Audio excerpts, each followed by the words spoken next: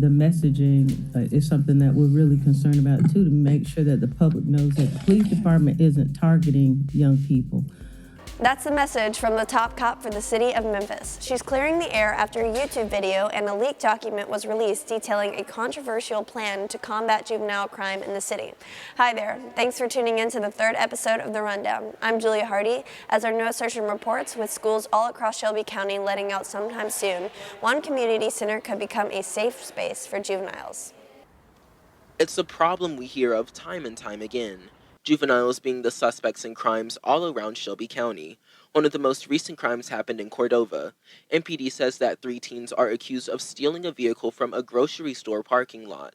All 3 of the teens involved in this crime were between the ages of 14 and 17. And last fall, a 19-year-old and 2 other teens arrested after the Shelby County Sheriff's Office said that they received nearly 100 reports of car burglaries and thefts in Arlington and Lakeland.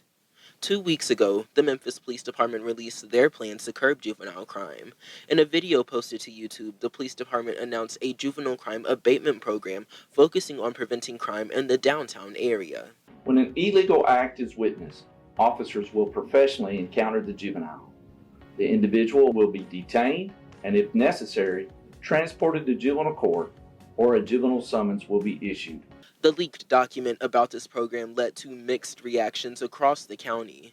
In a Memphis City Council meeting Tuesday, Police Chief C.J. Davis went before the council to clear up any confusion about this program. Instead of the focus being on keeping juveniles out of downtown, Memphis's top cop aims to create a safe space for juveniles by repurposing a community center. We're hoping that the Greenlaw Center can be used for juvenile recreation. After hours, we have programs where we can have what used to be midnight basketball and other types of activities for our young people. Chief Davis hopes to have the Greenlaw Community Center up and running by June, and she hopes to implement more programs like this in the months and years to come. No assertion, AHS TigerLife News.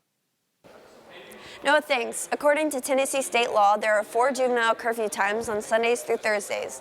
Children 16 and under must be home by 10 p.m. and 17-year-olds must be home an hour later.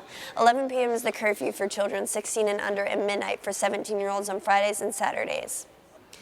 It was a scary wake-up call for residents in Bartlett after neighbors woke up to a heavy FBI presence. It happened Friday morning in the Wacer Cove area. Bartlett Police Department confirmed that an ongoing federal investigation happening in the area.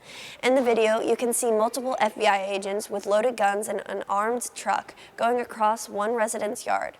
An FBI spokesperson did confirm a search warrant was issued in the area, but it's unclear what the warrant was about. No one was inside the home at the time of the raid. President Joe Biden welcomed the Tennessee Three to the White House on Monday. He praised Justin Jones, Justin Pearson, and Gloria Johnson for standing up for their communities when they led a protest on the State House floor to demand stricter gun control laws. The members held a strategy session with the president on how to move forward with common sense gun control. Tennessee's Republican-controlled State House initially expelled Johnson and Pearson. Republican lawmakers in the Tennessee House said the 2 men broke House decorum rules when they used a bullhorn to address members on the House floor. The men were later reinstated. The House did not vote to expel Johnson. Their protest came days after a gunman opened fire at a Christian school in Nashville, killing 7 people, including 3 children. President Joe Biden has officially launched his re-election bid. He released a video early Tuesday calling his run a fight against Republican extremism. Biden argues he needs another 4 years in the White House to fully restore the nation's character. Biden is facing low approval ratings and questions about his age. He's already the oldest president in history. This election could be a potential rematch against former President Donald Trump. Former Arkansas Governor Asa Hutchinson is set to formally launch his 2024 presidential campaign. During an interview on CNN this morning, the Republican sought to make the case for his long-shot bid, and he reacted to President Joe Biden's video in which he formally launched his re-election campaign. So I was a little disappointed in that, but it shows the contrast. But you're right, no one wants a Biden-Trump replay of 2020. It was painful then, it would be painful again. Hutchinson was also asked about Trump's dominant position as the GOP frontrunner. He said that like any other big challenge in life, you take it a step at a time. We have some sad news to report tonight. Harry Belafonte has died. His publicist said the iconic singer and actor died of congestive heart failure Tuesday morning. Belafonte was dubbed the King of Calypso. After his 1956 hit, the Banana Boat song Deo, Belafonte became a movie star. After acting in the film version of the Broadway musical Carmen Jones, but one of the Belafonte's biggest contributions took place offstage. He was an activist in the civil rights movement, a close friend of the Reverend Martin Luther King Jr. He also led a campaign against apartheid in South Africa and befriended Nelson Mandela.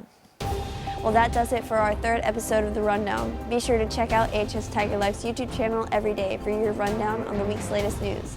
For all of us here on The Rundown and AHS TigerLife, I'm Julie Hardy. Take care.